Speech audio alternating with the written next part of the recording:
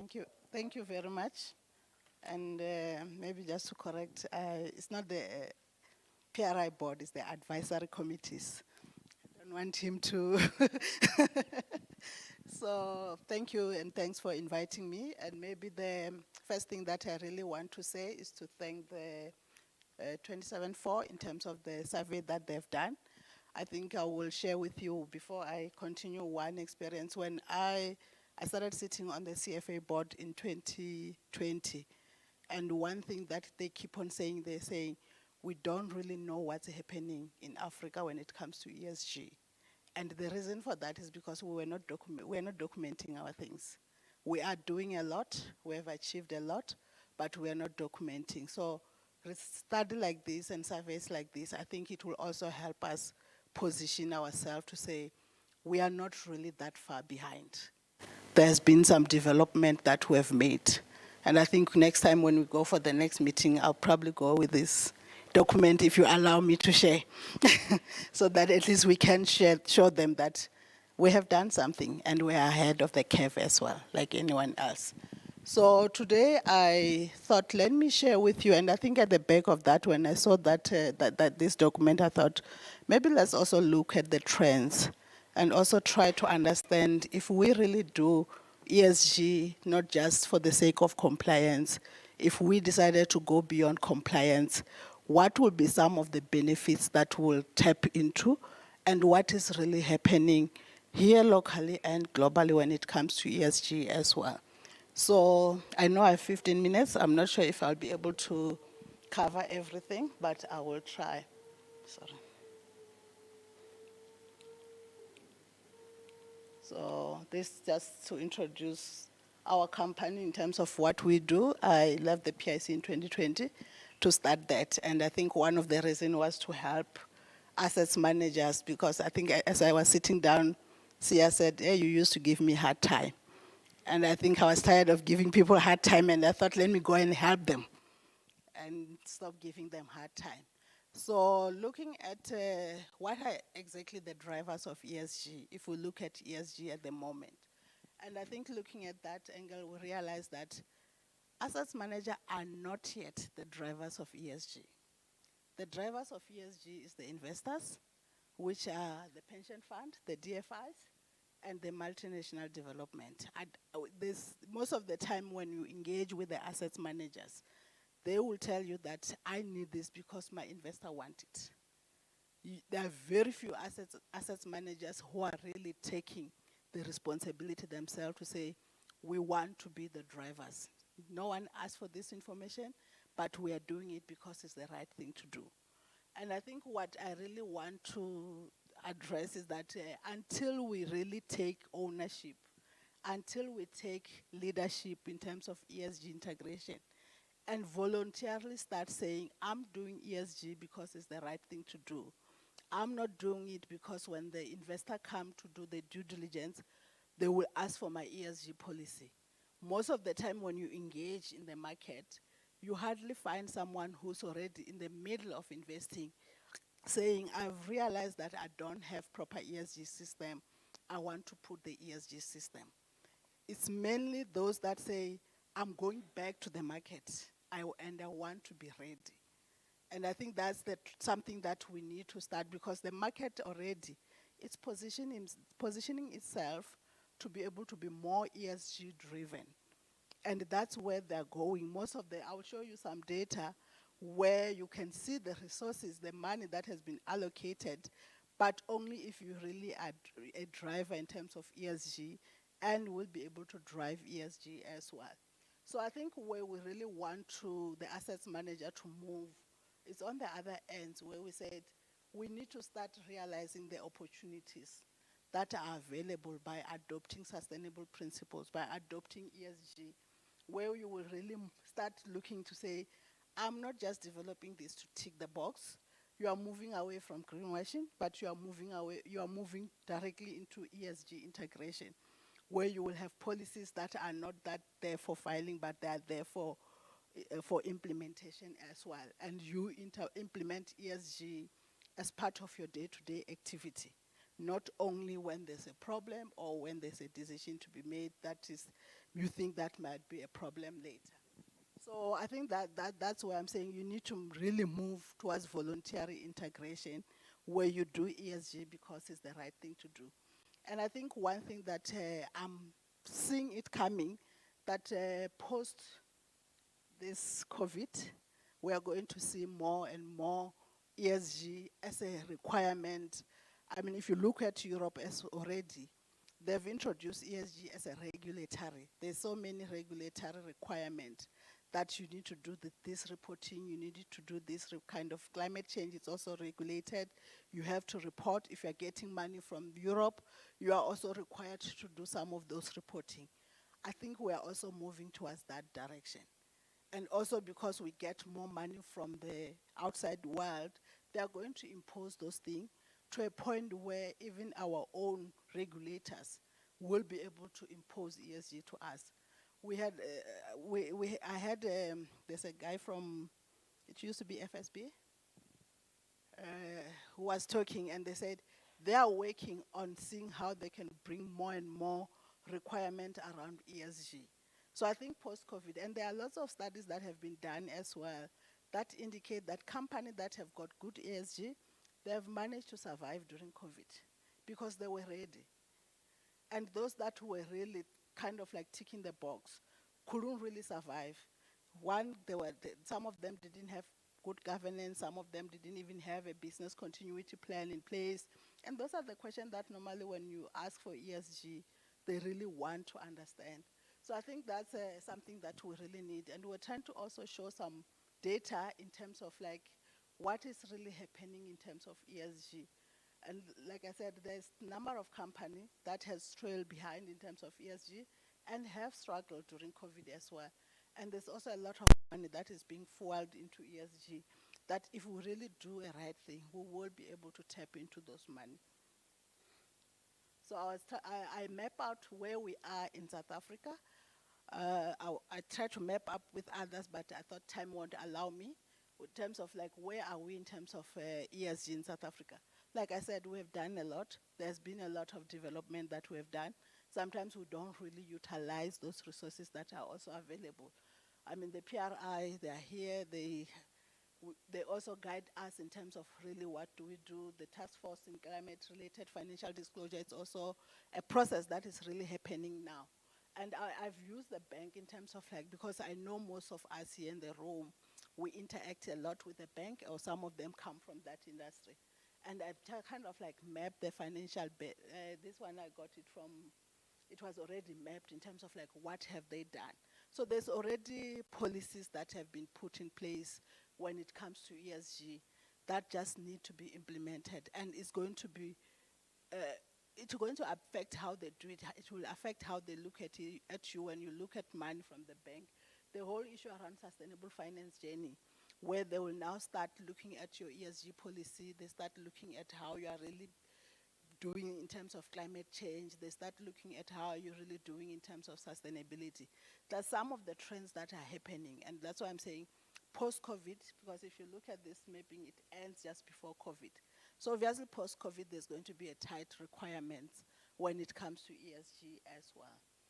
So here I was like trying to look at what exactly are the top perceived global risk and how do we really fit in terms of our own assessment of the risks that are affecting our country in terms of South Africa as well. And looking at most of these things, they are ESG related aspects. They are not necessarily financial related, but they do affect your business, they do affect your investment. And it's something that you really need to look at it when you look at the investment. The one that I've highlighted, they've been kind of like identified for the South Africa as something that you should be worried about and should be able to try to meet. And also that it's also featuring on the top risk. While there are some that are more South African related, that doesn't really feature in terms like the infrastructure blackout, which is our ESCOM problem. It doesn't really feature in other countries, but it feature here.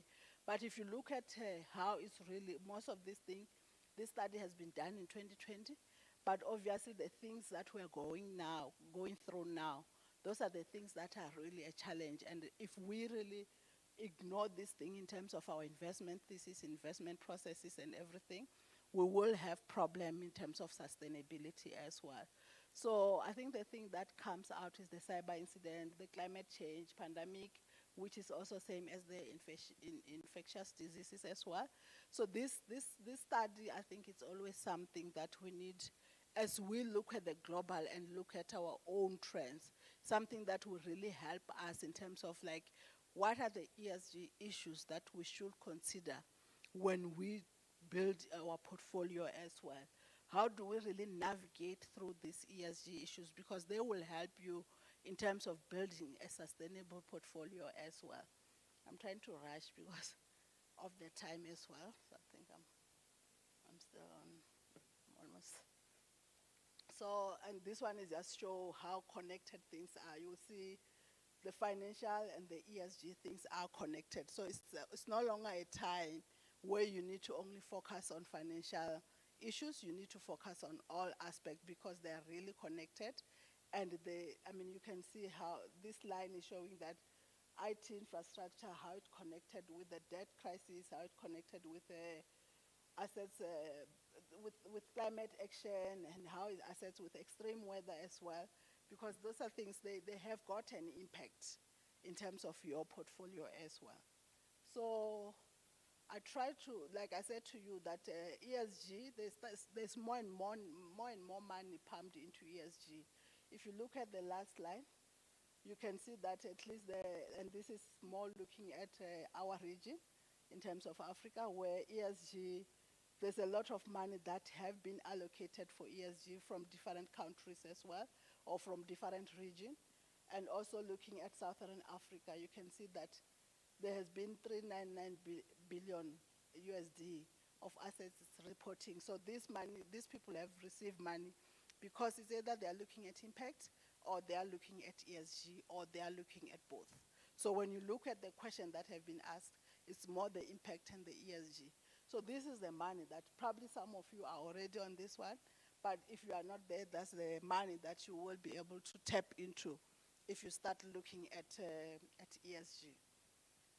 And I'll try to ask why ESG? Why are we really preaching this gospel of ESG rather than creating opportunity for ourselves as well? It's material to your business. If you really look at those factors that can have an impact on your return of a business as well. It's also the market demand. The market is really demanding ESG. It's regulation as well, which, like I said, we are moving towards that angle where ESG itself as ESG will be regulated.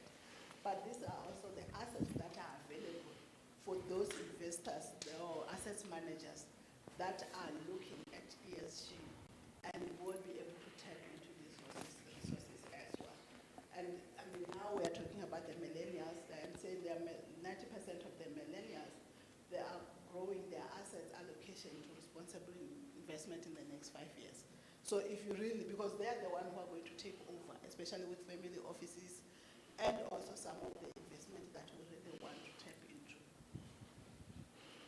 And this just outlining the value that we really get from ESG. The study was done by McKinsey, and in terms of that, it really helped us in terms of regulatory preparedness. It also addressed the top line goal. It also kind of like drive issues around resource efficiency and product uplift, and the whole issue around cost reduction, where we are able to reduce the cost if we do it the right way, not just the green. I think there's been a lot of preaching that we should move away from greenwashing, we should move away from a tick box, we should move away from just doing it for compliance sake. We should move beyond compliance, and I think that's what we're really preaching when it comes to ESG. I think as I conclude, is that I would really urge all of us to start looking at ESG and take the responsibility of being the driver. As I was looking at the report, I go through the website of the company that have been listed on the report, trying to see where they are. Yes, some of them are taking the lead, some of them are still not proactive. And what I want to urge all of us is that let's be proactive, let's integrate ESG, and let's not wait to be told that ESG is the important thing. That has already been proved. There's lots of study that prove that ESG is important. We just have to do the right thing. Thank you.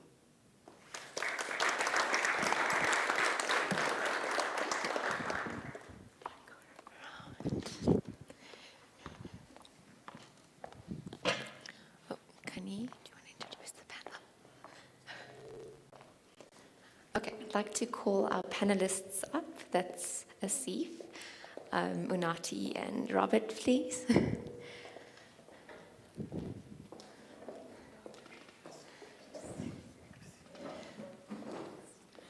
Welcome.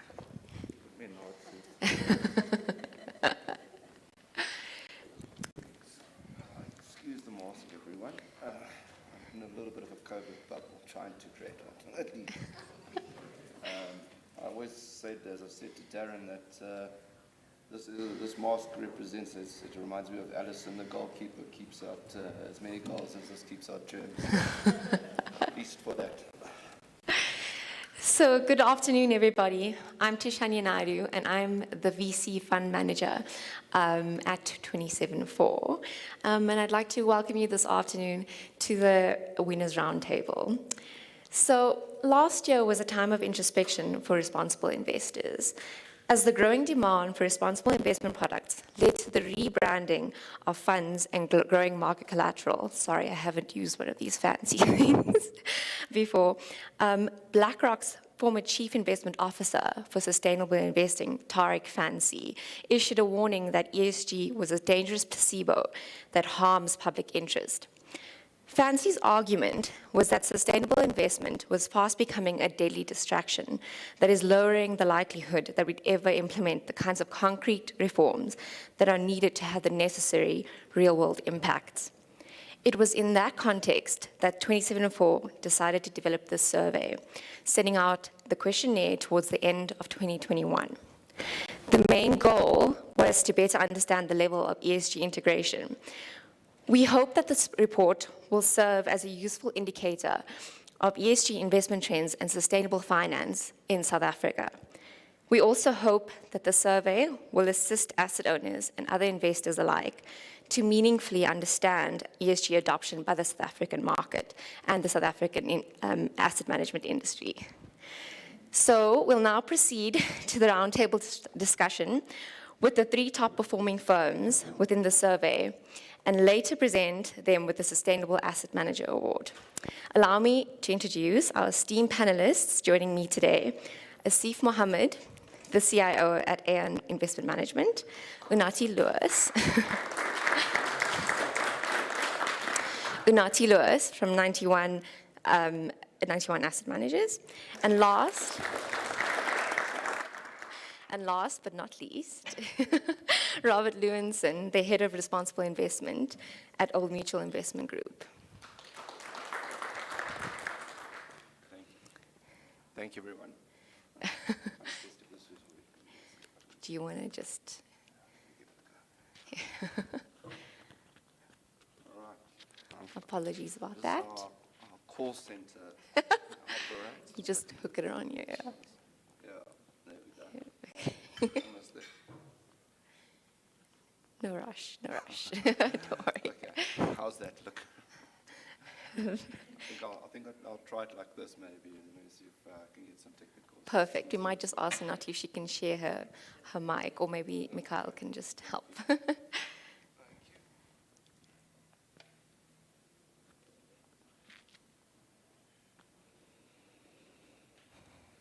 Perfect, thank you.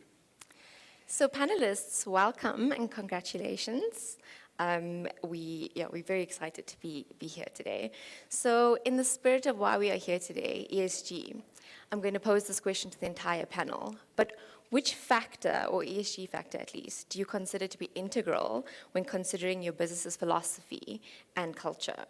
So I think let's start with you, Asif, if you don't mind. Yeah, for me, without a doubt, it's social, and possibly the major reason for that is I got to high school in 1976. That's when you started Standard 6, and for people that are as young as I am, it's grade 8. Just be aware of that. And the reason why I ended up at that school because I nearly failed standard 5 for various reasons, not having textbooks and stuff like that. So I'm trying to sketch a background for you. Anyway, I got there and it was 1976. The windows were all thrown out of the school. It's a brand new school in a Nova Park, gangster infested area, if you know Cape Town. And we sat in the rain because of that. I wasn't one of the people that threw in the windows because my history teacher told me, if you throw in the windows, you're going to sit in the rain. And interesting today, he's a leader of a political party in parliament, be that as it may, as a side back. And I've seen the injustice and I've experienced it. I've worked on the shop floor of a supermarket, mopping floors, packing shelves. I've worked in a bologna factory. That's why I don't eat bolognas today. Anyway, so kind of I've gone through and I've seen what oppression is like. And so from a South African perspective, and even today, and that's been driving me ever since. I would have long ago left this industry had it not been for the ESG that's driving me. Apart from the fact that investment performance for our clients, but that's a key driver that's driving me. And the growing inequality, not in South Africa only, but globally also. And that is a problem. The poverty is just getting worse and worse. And you see it when I run from where I live currently, Claremont, to town. I used to run from Raleigh to State. And you run along past Mowbray, past the cemetery, past the hospital, to town. You see the poverty on the pavement. If you drive past, you don't see it because you go past quite quickly. And it's decent people, not just what you typically expect, the guy who was a drug addict, but decent people who are experiencing poverty. And that's, I think, is the biggest driver for South Africa and is the biggest issue. Not that I'm saying that the G is not important, or the E, because E has a significant impact on poverty also. Yeah, I think as South Africans, we all share, that deep sentiment, and that really what drives impact in ESG in South Africa, and I think what drives most of us in the asset management industry. So yes, I completely understand. And yourself, Anati? Yeah, thanks for that question. It's a very difficult one. I really struggle to try and see which one I would pick, and I think the only way I can answer that is in line with our firm's philosophy, which is investing for a better future. And in doing that, I think for me, it's quite important to touch on all three. You're going to need the E, you're going to need the S, and you're going to need the G.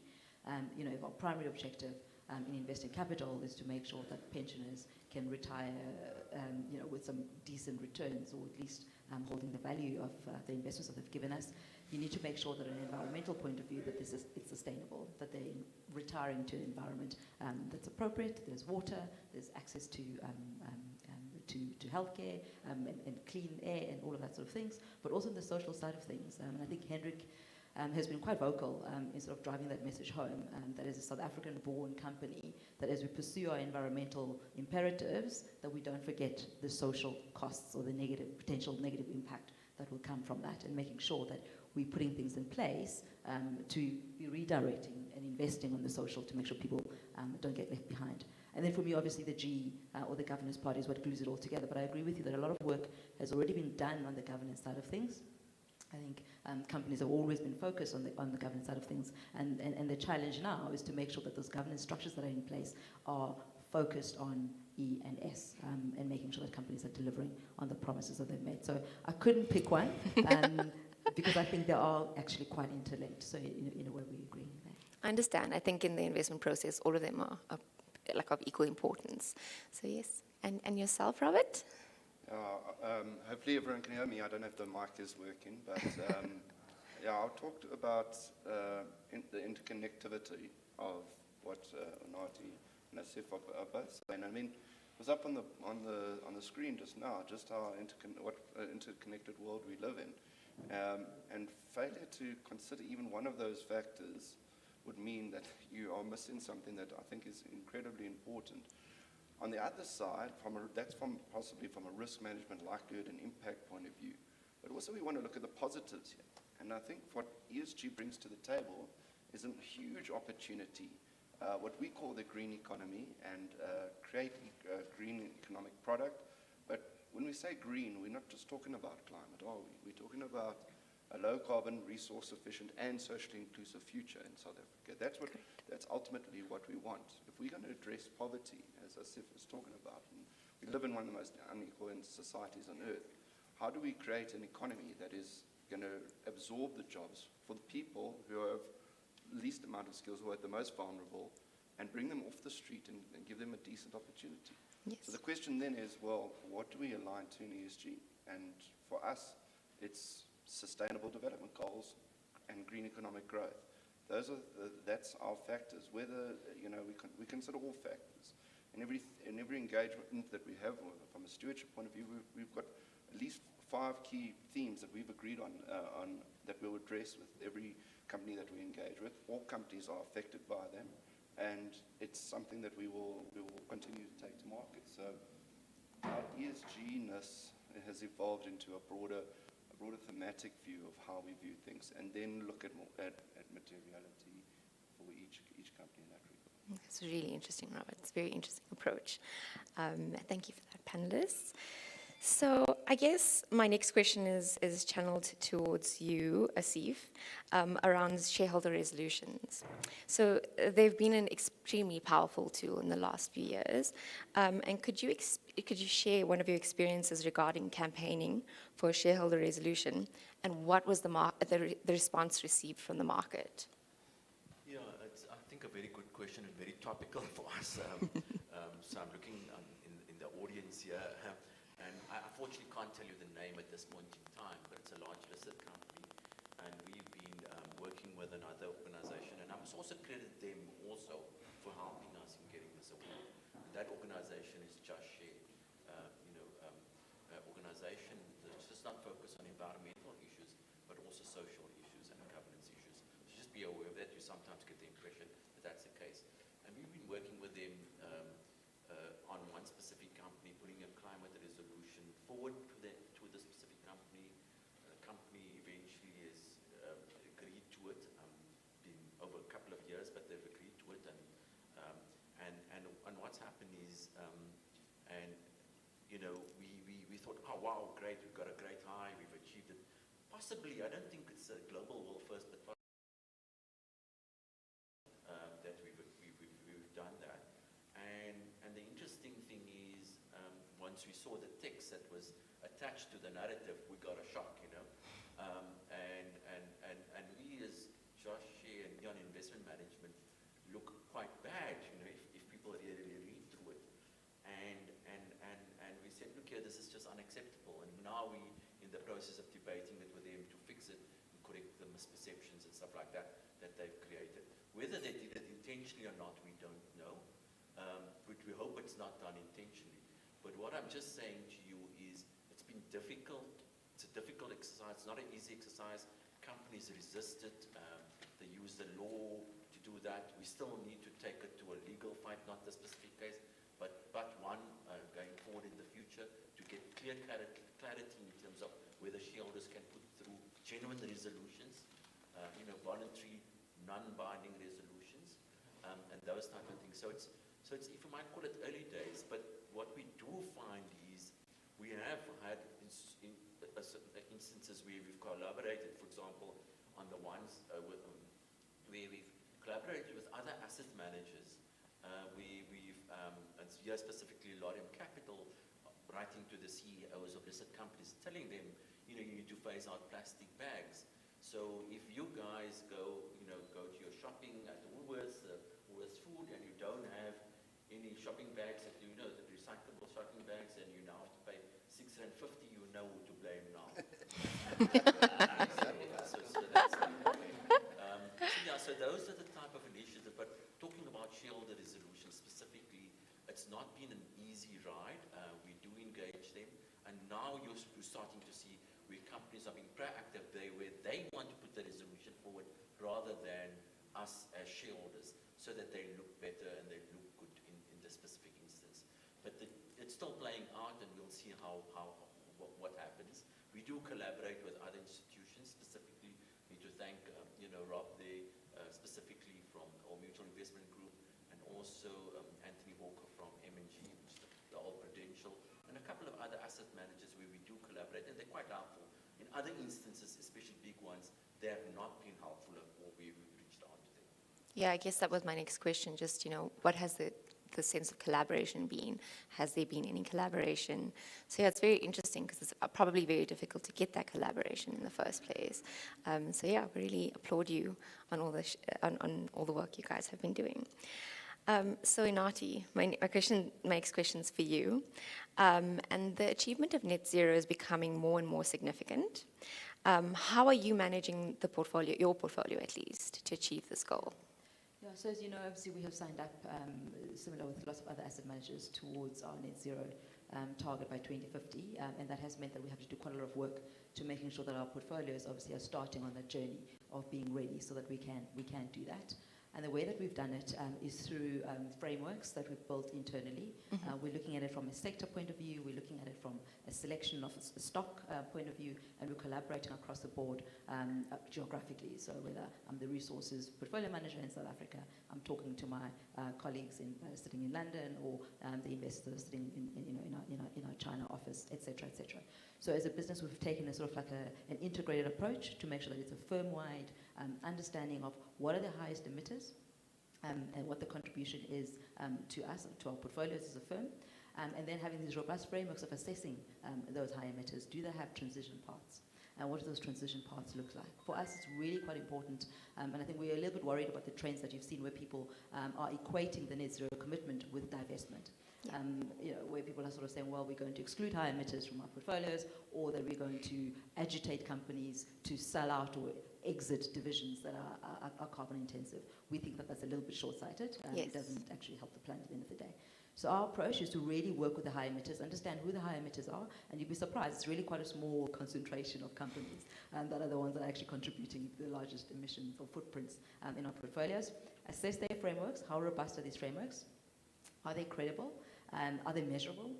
Have actually the executives put capital aside to make sure that they meet the targets, so that we can actually monitor this over time. So for us, it's about the path towards reducing emissions and the engagements walking alongside with these companies to make sure that they deliver on that. And then obviously over time, as we continue on this path, that should then lead to a reduction overall to emissions in our own portfolios and to our own sort of footprint as 91.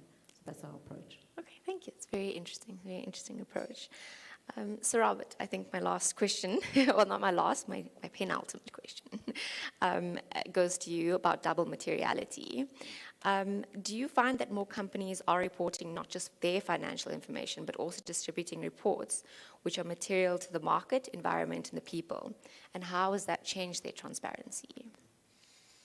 I must be honest, I'm not exactly a massive fan of double materiality as a term. It's either material and it counts and it's financially impactful, or it's not. And, to this idea that there's non-financial and financial metrics, and some of them are, have a real bottom line return and others sort of don't. And I'm not discrediting the idea of a triple bottom line or double materiality standards. No, don't get me wrong. But what I'm saying is try and adjust the language around what we're talking about and say there are issues that are material. There are factors that are going to drive performance or detract from performance, and look at that holistically. And I like the idea of integrated thinking. It means looking at things on a double materiality level. I think it's great that boards are thinking far more broadly about the operations and how they're going to be impacted by various factors. What was interesting to me was to see how South Africans, business leaders, are thinking about their top 10 risks. And I think you've touched on some of those points already, but again, it's a South African perspective, and it's very much focused on short-term, like cybersecurity risk, or something that's going to have a short-term material impact immediately, and if it's not dealt with, it's problematic. Political unrest. These things that we are facing are derived from the social consequences. So from a double materiality just means to me you need to think more as a leader, business leader, or board member, you need to think more broadly than simply this is what materiality is financially and this is what materiality is non-financially, because the two for me are totally interlinked, and we should get to a point, and now the world is converging to a point where it's material. The metrics that we are reporting on are of consequence to investors, whether it be on climate, whether it be on social justice, whether it be on gender, whether it be on whatever perspective, it is material to our long-term future and having a sustainable long. Let's focus on getting that narrative, from my perspective, getting that narrative into the world and combine the sense of materiality into a broader thinking. It's a very, very interesting approach as well. And I mean, it does, you make a very good point that those should be hand in hand. It shouldn't be seen as double. It's just material. Noted. Thank you very much for that, Robert. So I think to wrap things up, panelists, I have one more question around climate change, because it is one of the greatest challenges of our time. And I just want you to know what strategies you are employing within your portfolios or through your portfolio companies that you're using to reduce emissions, and have those strategies effectively mitigated for the potential financial impact on your funds. I'll start with you, Robert. So we're fortunate. We come with quite a bit of privilege of having our biggest client as our parent life company, in terms of the assets, in terms of portfolios and everything else. We're also fortunate that in us, alongside Unati and team and 91 signing the Net Asset Managers Initiative, we also had our parent life company also sign up to the Net Asset Owners, Zero Asset Owners Alliance. So what's going to happen? It's all very nice to pat yourselves on the back and say, oh, okay, we've all signed up now. What are we going to do about it? Well, Nati's already touched on some of the collaboration that needs to happen here, because we're talking about multi-asset class, multi-jurisdictional, very highly complex, multi-managed, if you like. There's there's a whole lot throughout the investment value chain that actually has to change here. And what we're proponents of, okay, we can pick the low-hanging fruit. We can set our global portfolios to a 1.5 degree Paris-aligned benchmark. We'll deal with maybe 20% of our AUM ready in a year, no problem. And it's done. The biggest issue for us is what do we do locally? How do we actually transition and put a low-carbon benchmark for South Africa, which is actually going to mean certainly for our listed equity markets at first. There may very well be other benchmarks within other asset classes, but for me, in listed equity, which is my primary, what I do every day in looking at the responsible investment, we absolutely have to change our listed equity benchmark from the SWIX to a lower carbon, resource efficient and socially inclusive version thereof. I'm not saying throw it out the window, but what I'm saying is the SWIX is heading towards a 3 to 4 degree global warming outcome. That's catastrophic for us in sub-Saharan Africa and beyond. We actually can't function on that as a listed market and attract international capital flows without that change taking place, in my opinion. So what we will be working on in the next few years is a framework to creating this low carbon benchmark for SA, and ultimately our success will be seeing our parent life company and our other third-party clients, our pension funds, changing our mandate to this other benchmark. That'll be, then I'll know that my job is done. And until then, there's a lot of work to do. Yes, correct. No, that would be very interesting, and I think that's where the market needs to go, right? And it makes a lot of sense. So, Unati? So that's a very interesting question. So obviously for us, I mean, the way we're thinking about it, as I've already said, is from an integrated firm point of view. So we're not ring fencing any of our assets and saying, well, because you're in emerging markets, you don't have to sort of be targeting the same reduction in emissions versus the guys that are investing in developed markets. We're making sure that we're quite equitable, that all our funds have a plan around reducing emissions. Starting points will be different, but what we're trying to do is to make sure that it's linked to the targets of each country. So for example, when we engage with companies like Sasol, we want to make sure that the sort of targets they've set for themselves will actually help or enable South Africa to reach the targets that they themselves have made for a 1.5 degree kind of world. So how are we matching the investee companies' sort of priorities and targets to the overall sovereign targets within the multiple geographies in which we operate, I think is quite important. So thinking about our whole sort of firm in totality is a key thing. And I think for us, the other big thing in terms of what it is that we focus on and has been part of our big transition has been moving from seeing ESG as a risk and just a risk mitigant, but looking at from a, I think you both of you have touched on this, looking at it from a sustainability point of view, which means that actually it's about active ownership. So how do we make sure that our analysts, our portfolio managers understand that a primary core part of what they do is to be active investors and active managers on behalf of our clients' capital. And that will mean that we need to understand what are the material things that the companies need to get right in a decarbonizing world, because that will have a direct impact on the company's earnings, the sustainability of those earnings. It will have a direct impact on that company's valuations going forward. Or we might end up with stranded assets, right, if everyone is exiting coal, etc. And that will have an impact in terms of the returns that we can expect from a capital point of view. So for us, it's about making sure that sustainability is at the core of how we think about investing. And that has meant that we've had to educate a lot of people, myself included. We all had to go on courses, we all had to learn, and we've all had to sort of stop thinking of ESG investing as something that we can outsource to an ESG team, but to be something that sits fair and square within the investment team's priorities. And I think that's what's going to drive change, right? And that's what's going to make sure that as people who are trusted to allocate capital, we can then have a credible conversation with our investee companies to say that actually we need to be making progress, and this is how we're going to hold you accountable over time. Yeah, that's very interesting, because I think it is important that investment teams are skilled up on the ESG space as well, and they're equally competent in that area. I think it's so important to drive that like entrenchment in the process. So, yes. And yourself, Asif? Yeah, so firstly, I echo the sentiment of Rob there and what he said in terms of a benchmark, and it will help a lot. And also what Unati said, we do very similar things. But then I just want to extend it a bit, is that what we do, and Tuniko Mbundazia, my colleague, she's basically, we benchmark the portfolio. What was it looking at last year? What is it now? And look at the trend. Is it going in the right direction? We compare it to the current CAP Swix benchmark. Sometimes we over or under, but we've got to move. But far more important, what I found, let's say, and this is a real positive, I think the fact that you've got this 27-4 survey, the fact that you're all talking about it in the media, in the news, we're all talking about it today. The world is talking about it. You listen to BBC World or Bloomberg, it's top of the agenda, top of mind.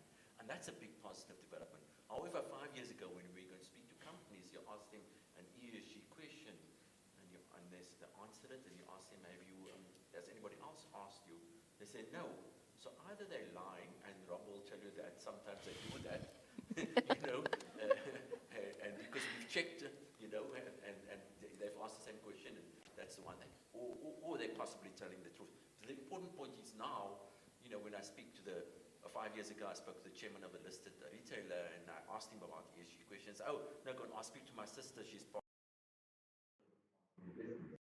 Today, his first slide is about ESG, so you can see the world is moving to a more positive place. The other thing that's quite important to get to that net zero is that, and I can't understand why this has not happened before for corporate South Africa, is that when you speak to companies about resource efficiency, water intensity, they actually tell you that what they're doing now in terms of getting to net zero, putting in the renewable power, just making water efficiency, they find it's all net present value positive. And I think, wow, why didn't you do this before?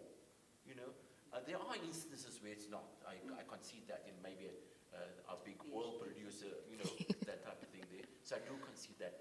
But I think in most cases, and the other thing that's really enlightening, and I spoke to, the lady from Valley Capital Partners on the other side, and she basically said, and I told her, it's a breath of fresh air when the new CEO came in with European experience. He's a Dutch national, worked, I think, in Asia also, with a lot more open-minded outlook on how to get to net zero. They're not going to get there, but, if it was the prior CEO or whoever, they didn't have that foresight or the open-mindedness to say, oh, what are we going to do to get there? So I'm very positive about it. I can't guarantee we're going to get there to net zero, but we're trying our absolute best with what Rob has suggested, what Donati has also said they're doing, and we do similar things in that regard. Okay, No, very interesting. Thank you very much, Asif, Anati, and Robert. This has been a really informative, I mean, I have some food for thought to take back to the unlisted market at least. The impact is. Yes. So yeah, I actually also moved from the listed market into the unlisted market. So impact that's very close to my heart. And I think that's why Fatima asked me just to lead this panel. So I thank you very much. This is an extremely thought-provoking panel, and I really enjoyed it, and I'm sure the audience did too. So now, moving on to the exciting part, the award giving ceremony. So the awards being given now today honors the achievements of the managers who become the leaders in sustainable investing. The award looks at different facets of ESG, and each of these managers that have joined me today on the round table have scored highly across the following factors. So policy, resource and governance, ESG implementation, active stewardship, transparency and disclosure, and climate change. So we'd like to award our winners with a certificate of carbon credits, and these will be these will go towards supporting carbon reducing products. Apologies, I'm getting a bit tongue-tied. So we congratulate the winners on their awards, and we'd like to thank all the participants in the survey for their time and their responses. So allow me to ask my colleague Kanisile or Mikhail just to come up and give the awards.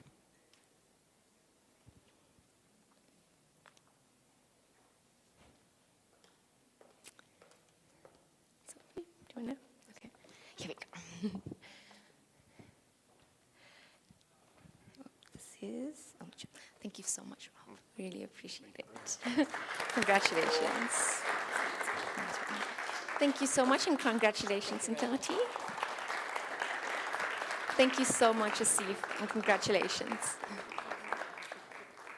Sure. Do you want me to stand behind? Oh. An impromptu photo shoot.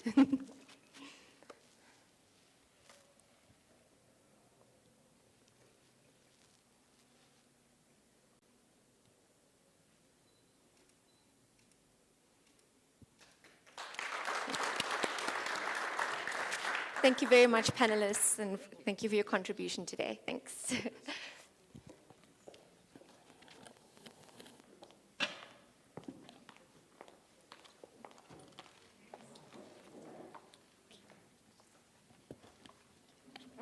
Okay, we have reached the end of our program. Thank you so much, all of you, for coming through.